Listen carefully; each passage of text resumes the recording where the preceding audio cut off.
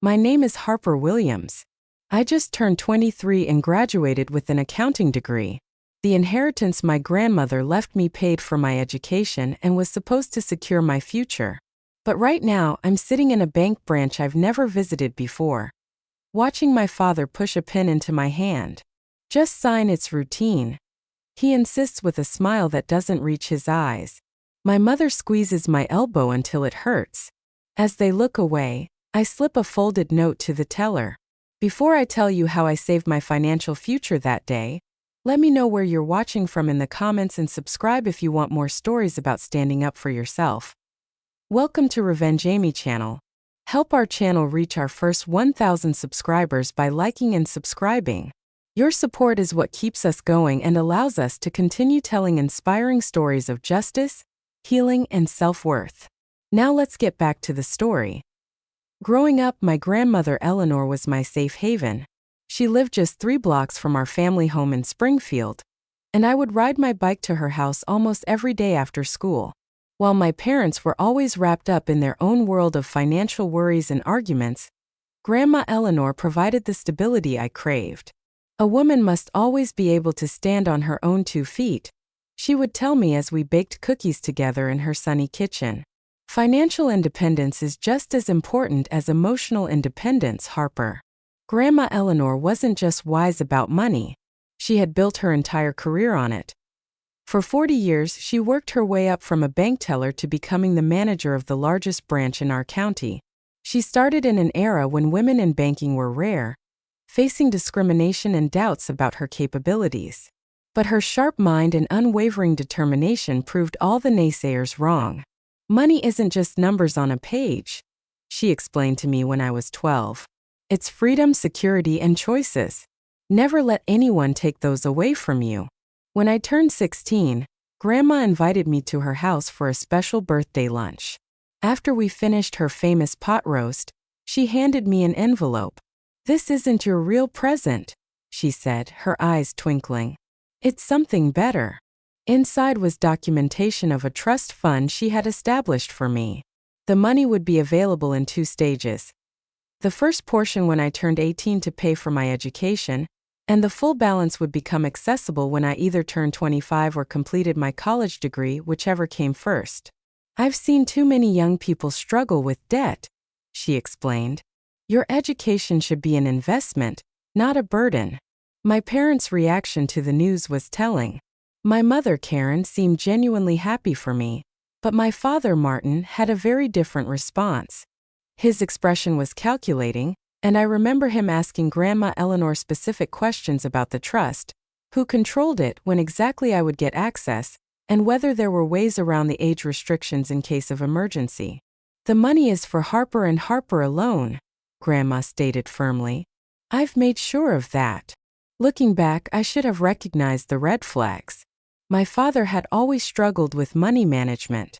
He cycled through business ventures like Seasons, a restaurant that closed within 6 months, a landscaping company that never got off the ground, a stint selling life insurance that ended in complaints from clients. Each failure was never his fault. It was always the economy, or unfair competition, or disloyal employees. My mother enabled his financial chaos. She worked as an administrative assistant at the local high school, her steady paycheck keeping our family afloat while Dad chased his next big opportunity. She managed their finances in a constant state of stress, but never stood up to him about his spending habits.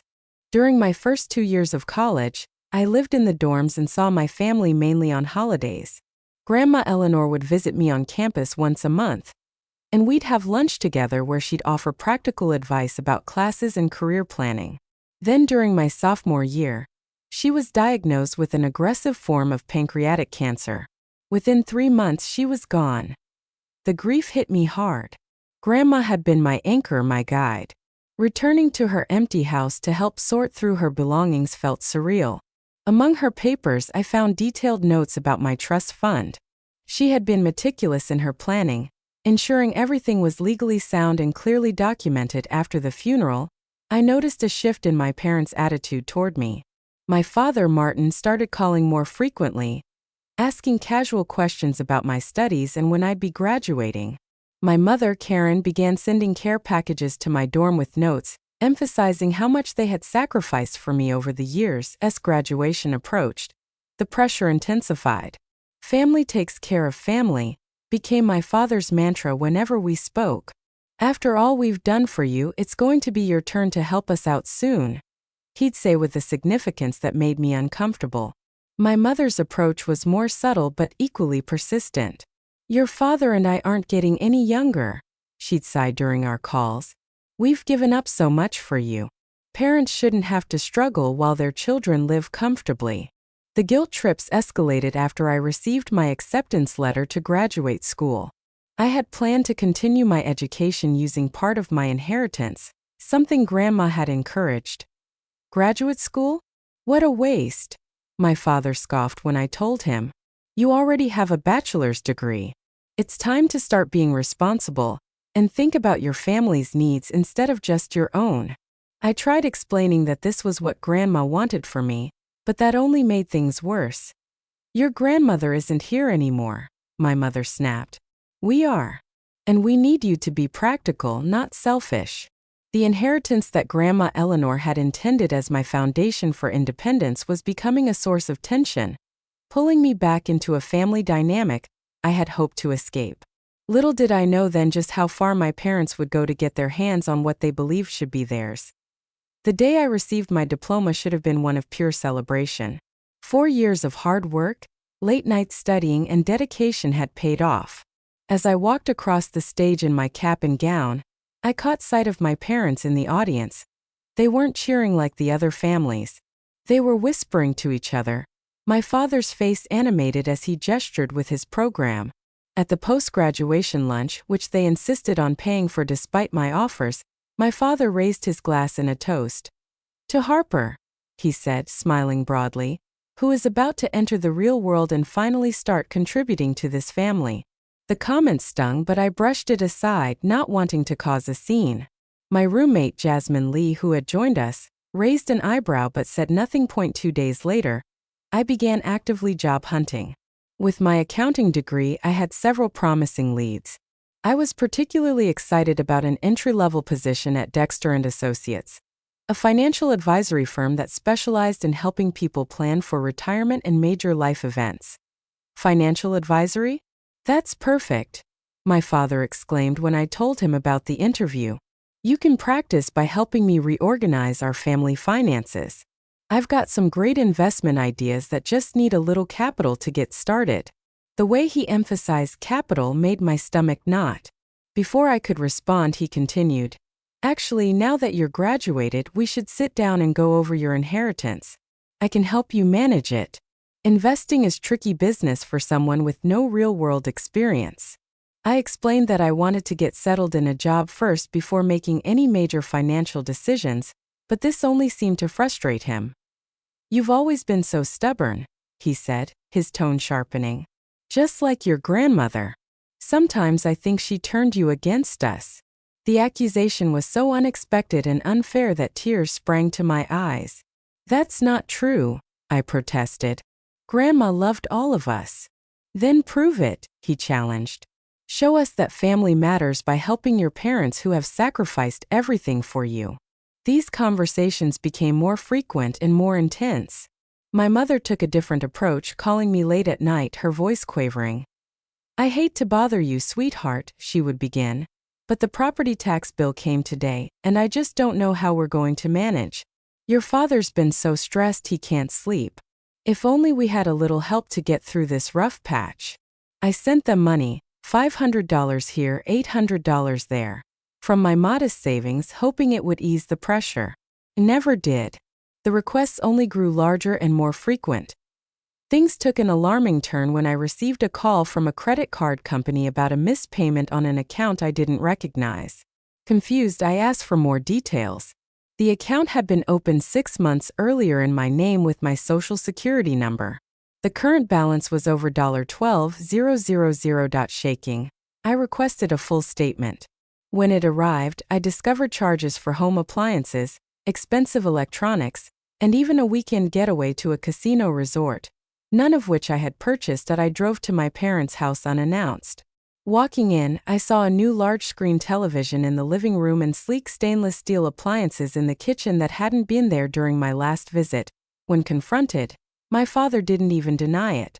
"We needed to update a few things around here," he said casually. "Your credit was better than ours, and it's not like you're using it for anything right now."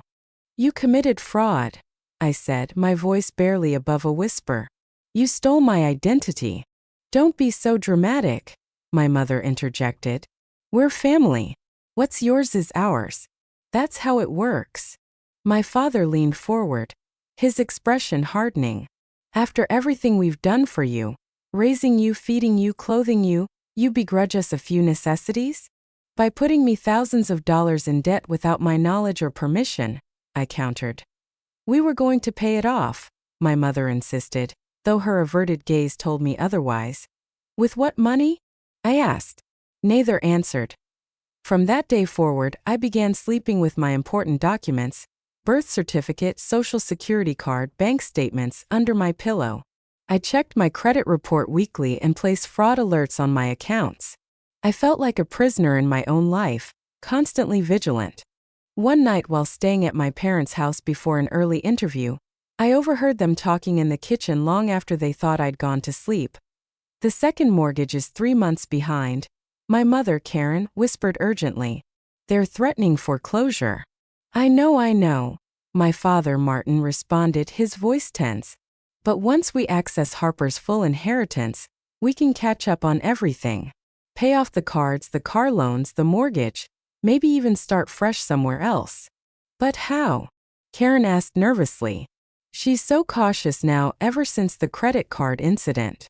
There was a pause before Martin answered, his tone chillingly calculated. "I've been talking to Frank at Pioneer Bank. He owes me a favor from way back. He says there's a way to do it. Make it all nice and legal." Karen's voice trembled. "We just need to get her to sign the right papers. And if she won't, she will," Martin interrupted confidently. "She's a good girl who loves her family. We just need to be convincing." I lay frozen in my temporary bed, a sick feeling spreading through my chest. They weren't just hoping for my help anymore. They were actively plotting to take everything my grandmother had left me. The inheritance that was meant to give me freedom would instead be consumed by their debts and poor decisions. The next morning, I made an excuse about needing to prepare for my interview and left early. Instead of going home, I drove to Lakeside Retirement Community, where Marjorie Watson, my grandmother's closest friend and former colleague at the bank, now lived. If anyone would understand my situation and offer sound advice, it would be Marjorie. Marjorie's apartment was filled with plants and books, much like my grandmother's home had been. The two women had worked together at the bank for over 30 years and shared the same practical approach to both money and life. At 82, Marjorie's mind was still sharp as a tack, and her eyes narrowed as I explained my situation. "I'm not surprised," she said after I finished recounting the overheard conversation. "Your father asked Eleanor for loans constantly throughout her life. She always refused, telling him he needed to learn to stand on his own feet. It created quite a rift between them." She poured me another cup of tea and added firmly, "That's why she set up your trust the way she did, specifically to protect you from exactly this situation." "What should I do?" I asked, feeling both validated and terrified. "They're my parents. I love them, but they're willing to steal your future," Marjorie finished bluntly. "Eleanor would be furious. This is financial abuse, clear as day." She thought for a moment, tapping her fingers on the arm of her chair. "If they're working with someone at Pioneer Bank, you need to be extremely careful. Don't sign anything no matter what they say. In fact, I'd recommend recording any conversations with them from now on, if that's legal in your state." I nodded, making mental notes. I should probably move out completely, but I don't have enough saved yet for a security deposit on an apartment. "Stay with a friend if you can," Marjorie advised. "And whatever you do, don't agree to any meetings at Pioneer Bank. If they force the issue, insist on bringing your own financial advisor." Her words sent a chill through me. I knew she was right, but I also knew my parents would never agree to outside oversight. I thanked her, hugged her tightly, and promised I'd be careful. When I returned to my parents' house later that evening to collect more of my belongings. They were waiting for me, unusually cheerful. My father clasped his hands together as I walked in. "Great news, Pumpkin," he said brightly. "I've scheduled a meeting for us at the bank on Thursday morning. Just some routine paperwork now that you've graduated. They need your signature on a few things to finalize the trust distribution." My blood ran cold. This was happening faster than I had anticipated. Thursday? That's so soon. I have a job interview that morning. "Reschedule it," my mother said firmly. "This is more important. It's about your future." The irony of her statement might have been funny if it wasn't so disturbing. I forced a neutral expression. "Which branch?" "Pioneer Bank on Westfield Avenue," my father replied confidently. "I've known the manager there for years. He's going to take good care of us." Not my usual branch. Not even the bank where my accounts were held. Red flags were waving frantically in my mind. "What exactly am I signing?" I asked, trying to sound merely curious rather than suspicious. My father waved his hand dismissively. "Just standard forms for trust distribution. Nothing to worry about." Frank explained it all to me. "I'd like to review them beforehand," I said carefully. "There's no need," my mother interjected quickly.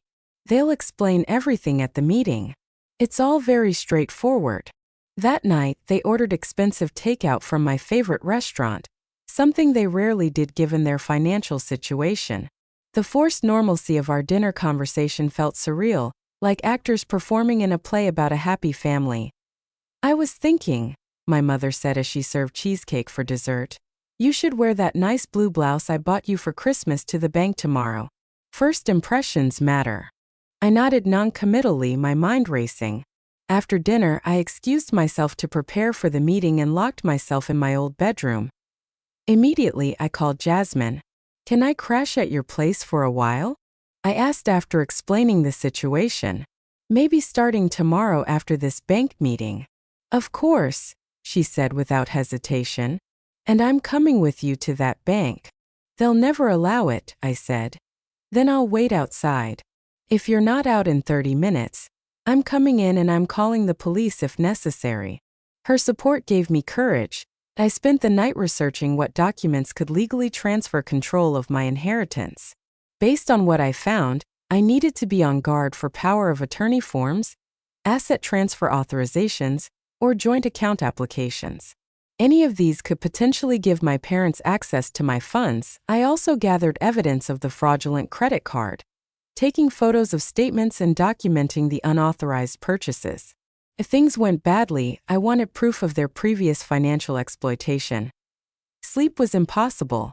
I kept thinking about my grandmother and how devastated she would be to see her daughter-in-law and son trying to undermine everything she had worked for. The thought strengthened my resolve. The next morning, my father was whistling as he made breakfast. Another oddity. He never cooked. My mother had laid out the blue blouse as suggested, along with a conservative skirt and low heels. "We want you looking professional," she said with a tight smile, like a proper young businesswoman. The drive to Pioneer Bank was tense, despite my parents' attempts at casual conversation. My father kept glancing at me in the rearview mirror, his smile not quite reaching his eyes. "This is an important day for our family," he said as we pulled into the parking lot. A new beginning. That phrase sent chills down my spine. A new beginning for whom? The bank was housed in a modern glass building with Pioneer Bank displayed in bold letters across the facade. As we walked in, my father, Martin, strode confidently to the reception desk. "Williams family to see Frank Donahue," he announced proudly. The receptionist smiled and picked up her phone. "Mr. Donahue will be right with you." Within minutes, a balding man in his 50s appeared, shaking my father's hand vigorously. "Martin, great to see you. And this must be Harper. I've heard so much about you." His friendliness felt rehearsed, his gaze assessing as he looked me over. I smiled politely but said nothing. "We've got the private consultation room all ready for you," he said, leading us through the lobby. "Ellen from our trust department will be joining us to help with the paperwork." As we walked, I glanced around nervously, looking for security cameras and noting the locations of other bank employees. The consultation room was at the back of the building with glass walls that could be made opaque with the touch of a button, which Frank promptly pressed after we entered. For privacy, he explained with a smile that didn't reach his eyes. Now let's get down to business, shall we? The private banking room felt like a trap. Sleek and modern with its mahogany table and plush chairs, it was designed to make clients feel important, valued. Today, it felt like the setting for an ambush. My father sat too close to me, his aftershave overwhelming in the enclosed space. My mother, Karen, took the seat on my other side, effectively boxing me in. Frank sat across from us, spreading out folders with the Pioneer Bank logo embossed in gold. We're just waiting for Alan from our trust department, he explained, shuffling papers importantly. On cue, the door opened and a younger man entered carrying more documents. Sorry to keep you waiting, he said, though we had only been there for 2 minutes at most. I'm Alan Prescott, trust specialist. He barely looked at me as he took his seat beside Frank, focusing instead on my father. I've prepared all the paperwork as requested, Mr. Williams. Everything is in order. Excellent, my father replied, rubbing his hands together. Harper is eager to get this wrapped up today. I wasn't given a chance to contradict this statement. Alan launched into what sounded like a rehearsed speech about asset consolidation and streamlined management solutions. His words were deliberately vague, filled with financial jargon that obscured rather than clarified. Frank chimed in occasionally with encouraging nods. This is really the most efficient approach, he assured me, without explaining what this actually was. When Alan finally pushed a stack of documents toward me, my father immediately placed his hand on top of them. I'll just review these first, make sure everything's in order, he said, as if doing me a favor. He flipped through the pages quickly, not actually reading them, occasionally murmuring, "Yes, good," or "That looks right." When he tried to hand me the first page and a pen, I reached for the entire stack instead. I'd like to read everything before signing, I said, trying to keep my voice steady. My mother's hand clamped down on my arm under the table, her fingernails digging into my skin. Sweetie, your father has already checked everything, she said with artificial sweetness. We don't want to waste everyone's time. I persisted, pulling the documents toward me. As I began to read, phrases jumped out that sent warning signals flaring. Hereby transfer all assets, relinquish control, authorize full access, irrevocable assignment. This wasn't routine paperwork for distributing my trust fund. It was documentation to sign everything over to my parents. I don't understand, I said, looking directly at Alan. These forms would give my parents complete control of my inheritance. That's not what I'm here for. Alan shifted uncomfortably, looking to Frank for guidance. Frank cleared his throat. It's a standard arrangement for family asset management. Your father explained that you wanted consolidated financial oversight, given your busy schedule starting a new career.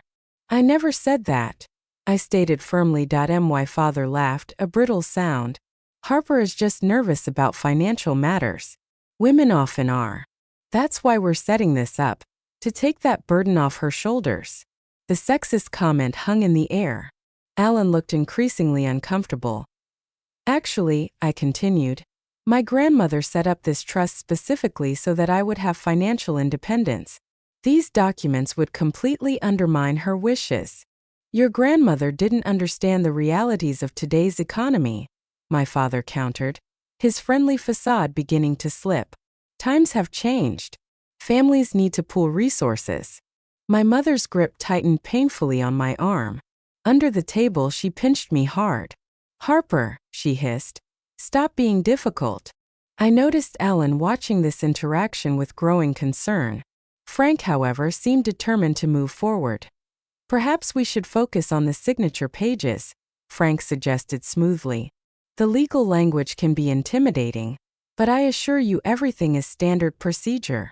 He flipped to the last page of the first document and pointed to the signature line. My father immediately pressed a pen into my hand. Just sign.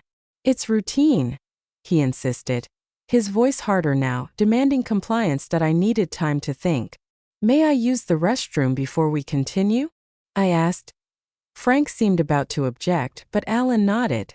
Of course. It's just down the hall to your right. I'll come with you, my mother said quickly. That's not necessary, I replied, standing up before she could protest further. Once safely locked in the bathroom stall, I leaned against the wall, trying to control my shaking hands. This was worse than I had imagined.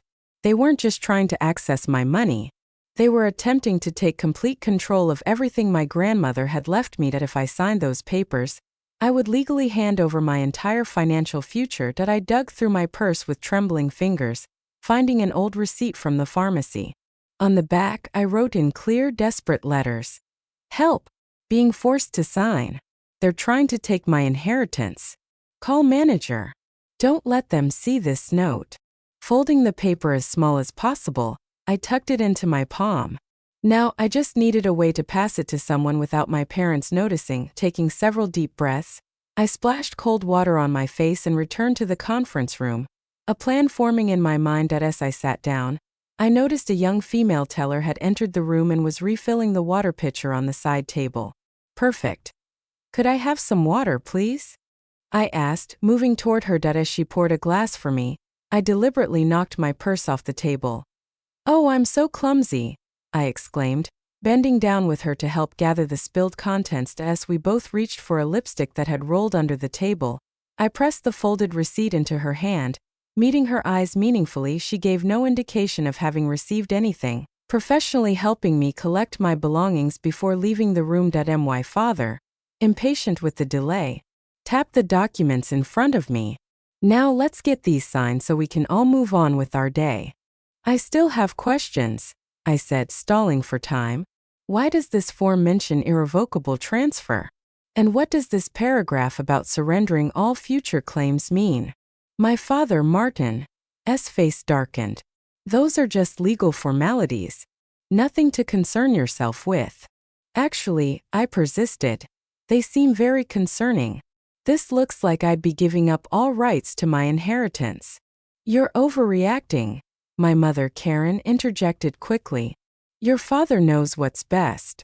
Frank leaned forward, his tone smooth. Miss Williams, I understand your hesitation, but your parents have explained your family's financial planning strategy to me in detail. This arrangement will benefit everyone. Everyone except me, I replied, my voice stronger now. My father's patience snapped. Enough. You're embarrassing us in front of Mr. Donahue. Sign the papers. Harper now. The atmosphere in the room had become openly hostile. Alan Prescott, the trust specialist, was looking between us with growing alarm. Clearly realizing this wasn't a normal family financial discussion, I prayed the teller had understood my note and was taking action. All I could do now was keep refusing and hope help arrived before my parents escalated further. The tension in the private banking room was suffocating. My father had abandoned all pretense of friendliness. His face flushed with barely contained anger as I continued to resist signing the documents. My mother alternated between painful pinches to my arm and tearful pleas about family loyalty. After everything we've done for you, she whispered harshly, this is how you repay us? Frank Donahue seemed determined to proceed despite the obvious coercion taking place. Perhaps if I explain the benefits once more, he began, but was interrupted by a knock on the door. The young teller had returned, accompanied by an elegant woman in her 40s, wearing a tailored suit and an expression of controlled concern. Excuse me, the woman said, her voice authoritative. I'm Sophia Johnson, the branch manager. May I have a word with all of you? My father stood immediately, extending his hand. Martin Williams. We're just finalizing some family financial arrangements with Frank here. Nothing that requires interruption. Sophia shook his hand briefly but turned her attention to me. Are you Harper Williams? I nodded, relief washing over me. My note had been delivered. I'd like to speak with you privately for a moment if I may, she said. That won't be necessary, my father interjected quickly. Harper doesn't have any questions that I can't answer. Actually, I do, I said, standing up. My mother grabbed my wrist. Sit down, Harper. We're not finished here. Sophia's gaze sharpened at this interaction. Miss Williams, would you please come with me? I believe there may be some discrepancies in the paperwork that need clarification. There are no discrepancies, Frank insisted, looking increasingly uncomfortable. Everything is in order. Nevertheless, Sophia replied firmly, bank policy requires that I review any concerns raised about documentation. Mr. and Mrs. Williams, you're welcome to wait here. This won't take long. Absolutely not, my father snapped. Harper is not discussing our family finances without us present. She's confused about the process, that's all. I'm not confused, I stated clearly. I'm being pressured to sign away my inheritance against my will. The room fell silent. Alan Prescott stood up abruptly. I think I should excuse myself from this meeting, he said, gathering his papers. Sit down, Alan, Frank ordered, but Sophia intervened. Actually, I need to speak with both you and Alan immediately, she said to Frank, her tone leaving no room for argument. Security will stay with the Williams family until we return. As if on cue, a uniformed security guard appeared in the doorway. My father's face contorted with rage. This is outrageous. We are valued customers. Harper, tell them this is all a misunderstanding. I remained silent, watching as Sophia escorted Frank and Alan out of the room. The security guard took up position just inside the door, his presence preventing my parents from following. The moment the bank employees were gone, my father turned on me. His voice was a harsh whisper. What did you do? Did you pass a note to that teller? Are you trying to humiliate us? I'm trying to protect myself, I replied, finding courage in the presence of the security guard. From your own parents? My mother exclaimed, tears streaming down her face. How could you do this to us? After all our sacrifices? Like opening fraudulent credit cards in my name? I challenged. Or trying to trick me into signing away my entire inheritance? My father leaned close, his voice menacing. If you go through with this, you're no longer our daughter. Understand? You'll have money but no family. The threat hung in the air between us. It should have devastated me, but instead I felt an odd sense of clarity. This wasn't love. It had never been love. It was control and exploitation disguised as family obligation. Before I could respond, Sophia returned with another security guard. Her expression was grave as she addressed my parents. Mr. and Mrs. Williams, I need to ask you to step outside with Officer Jenkins. We're not going anywhere without our daughter, my father declared. Sophia's response was measured but firm. I'm afraid I must insist. We have reason to believe there may be an attempt at financial exploitation occurring, and bank policy requires that we separate the parties involved while we investigate. This is ridiculous, my father exploded. You can't keep a family apart based on some paranoid fantasy. Actually, we can, Sophia replied, pressing a button on the wall. The glass door to the conference room locked with an audible click. Pioneer Bank takes the financial safety of all our clients very seriously, especially when coercion is alleged.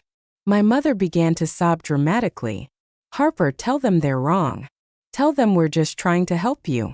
I looked at her tear-stained face, remembering all the times she had used tears to manipulate me in the past. No, Mom. What you're doing isn't help. It's theft. My father lunged toward me, but the security guard stepped between us. Sir, I need you to calm down immediately. This is my daughter, he shouted. This is a family matter. Financial exploitation is a criminal matter, Sophia corrected him. Now you can either leave peacefully with Officer Jenkins, or we can call the police. Your choice. The mention of police seemed to penetrate my father's rage. His eyes darted around the room, calculating his options. Fine, he said finally. We'll wait outside. But this isn't over, Harper. Not by a long shot. As the security guard escorted my parents from the room, my mother's sobs echoed down the hallway. I collapsed back into my chair, trembling with adrenaline and relief. Sophia sat across from me, her expression softening. Are you all right, Miss Williams? I nodded, though all right was far from how I felt. Sophia's expression softened as she sat across from me. Are you all right, Miss Williams? I nodded, though all right was far from how I felt. Your note mentioned being forced to sign documents regarding your inheritance, she continued. Can you tell me exactly what's been happening? Taking a deep breath, I began to explain everything. The trust my grandmother Eleanor had established, my recent graduation that triggered access to the funds, the escalating pressure from my parents, and the fraudulent credit cards they had opened in my name. Sophia listened attentively, occasionally making notes. When I finished, she nodded gravely. Unfortunately, what you're describing is a form of financial abuse that we see more often than you might think. Family members attempting to access funds that aren't legally theirs using emotional manipulation or outright coercion. She slid the stack of documents toward her. Let's take a look at exactly what they were trying to get you to sign. As she read through the papers, her frown deepened. These forms would have transferred complete control of your trust assets to your parents as joint account holders with full signatory powers. You would have retained nominal ownership, but no actual control over any of the funds. The reality of how close I'd come to losing everything hit me hard. If I had signed, I whispered. They could have emptied your accounts immediately, Sophia confirmed. And legally, there would have been little recourse. A knock at the door interrupted us. Sophia pressed the button to unlock it, and Alan Prescott entered, looking deeply uncomfortable. Miss Johnson, I want to make it clear that I had no idea this was a coercive situation, he said. Mr. Donahue told me this was a standard family trust distribution with the beneficiary's full consent. We'll discuss that later, Sophia replied coolly. Right now, I need you to pull up Miss Williams's account history at this bank. I want to see if there have been any previous attempts to access her funds. Alan nodded and left quickly. Sophia turned back to me. I've also asked security to review camera footage from previous days. If your parents have been here before attempting to impersonate you or forge signatures, we'll find evidence of it. Within 20 minutes, Alan returned with printed account records, and a security officer carried in a tablet. We found something you should see, the officer said. Placing the tablet in front of Sophia, it showed security footage from what appeared to be 2 weeks earlier. My father, Martin, was at a teller window sliding what looked like a check and ID across the counter. The timestamp showed it was during my final exam period, when I had been nowhere near this bank. He tried to cash a check from your account, Sophia explained. Fortunately, our teller followed protocol and refused the transaction when signatures didn't match, and your father couldn't provide additional verification. Alan then presented the account records. There have been 3 attempts to access Miss Williams's information in the past month. Each time the person claimed to be an authorized user, but couldn't provide the proper authentication. My father's voice suddenly boomed from the lobby. This is outrageous. I demand to see my daughter right now. Sophia stood. Excuse me for a moment. Through the glass walls, I watched as she approached my parents. Though I couldn't hear her words, the authority in her stance was clear. My father's face reddened as she spoke, while my mother, Karen, clutched her purse to her chest, looking between them anxiously. After a brief, tense exchange, a police officer who had apparently been called to the scene joined them. My father's expression shifted from anger to alarm as the officer began speaking to him. When Sophia returned, her expression was resolute. The police are taking statements from your parents. I've explained that Pioneer Bank will be filing a report regarding the attempted financial exploitation and the previous attempts to access your accounts fraudulently. Will they be arrested? I asked, my emotions conflicted. That depends on whether you wish to press charges regarding the credit card fraud and today's attempted coercion, she replied. Either way, I've made it clear they are no longer welcome in this branch, and I've placed a security flag on all your accounts. She handed me a business card. This is the contact information for our fraud department. They'll help you secure your accounts and can refer you to legal resources if needed. As I took the card, the reality of my situation hit me fully. In trying to protect myself, I had severed my relationship with my parents, perhaps permanently. The thought brought a complex mixture of grief and relief. What do I do now? I asked, my voice small. Sophia's expression softened. First, we make sure your inheritance is secured. Then we get you the support you need to move forward. Financial abuse is still abuse, Miss Williams. You've shown tremendous courage today, and you shouldn't have to face the aftermath alone. She escorted me to her private office, away from the commotion in the lobby, where my parents were still arguing with the police officer. The space was calm and orderly with degrees and professional certifications hanging on the wall, reminders of her authority and expertise that I found reassuring. Would you like some water? Or perhaps tea? She offered, gesturing to a small beverage station. Water, please, I replied, my throat dry as she poured it. She continued gently. In situations like this, it's important that you feel safe to speak freely. Everything you tell me will be kept confidential, except for what needs to be reported to the proper authorities. I nodded, taking a sip of water before setting the glass down with trembling hands. Now that the immediate danger had passed, the emotional impact was hitting me full force. I never thought my own parents would. My voice broke and I struggled to compose myself. Unfortunately, financial exploitation by family members is more common than most people realize, Sophia said gently.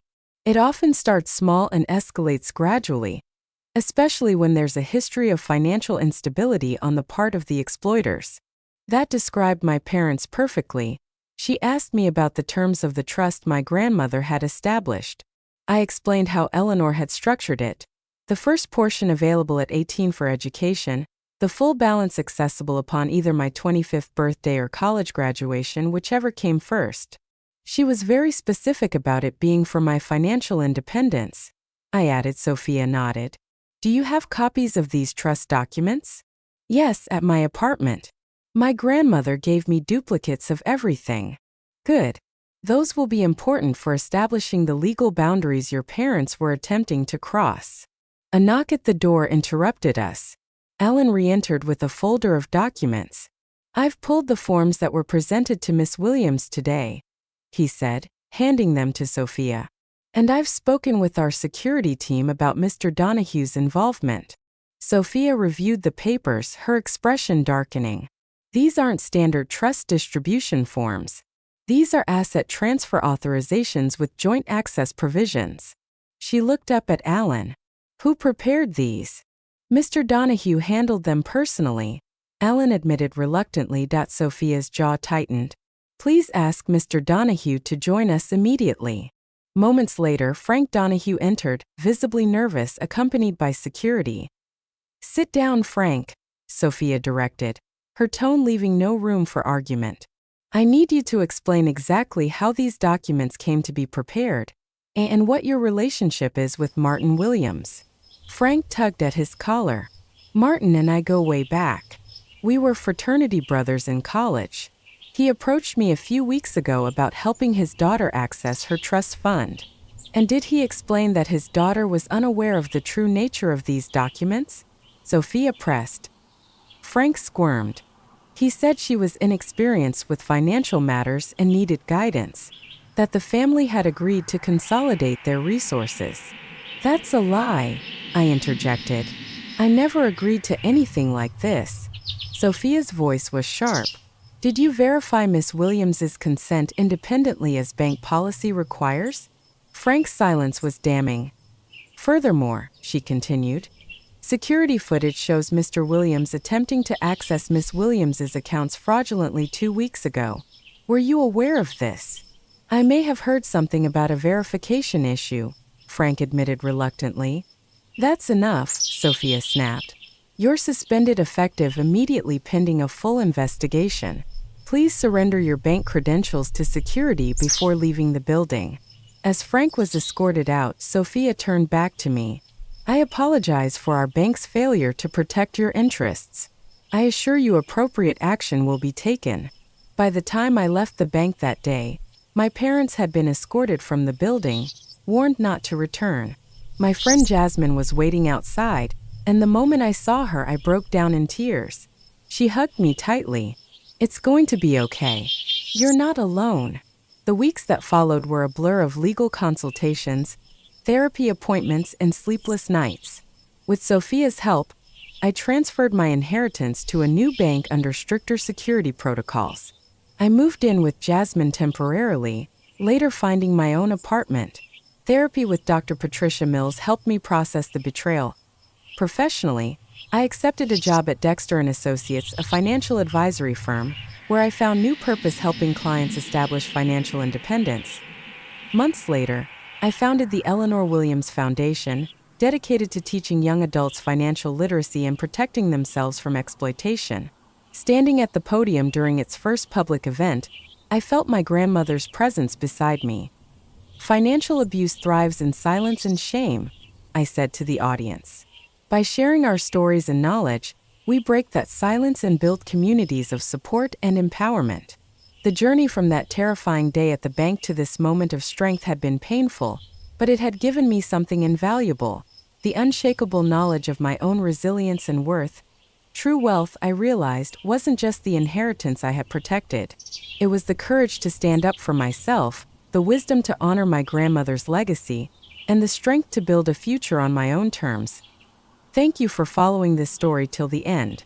If you found this an emotional journey of betrayal, justice, and inner strength, please help Revenge Amy reach its first 1,000 subscribers. Just a like and subscribe. Your support will be a great motivation for us to continue bringing more inspiring stories. Click subscribe today and be a part of this journey. See you in the next stories.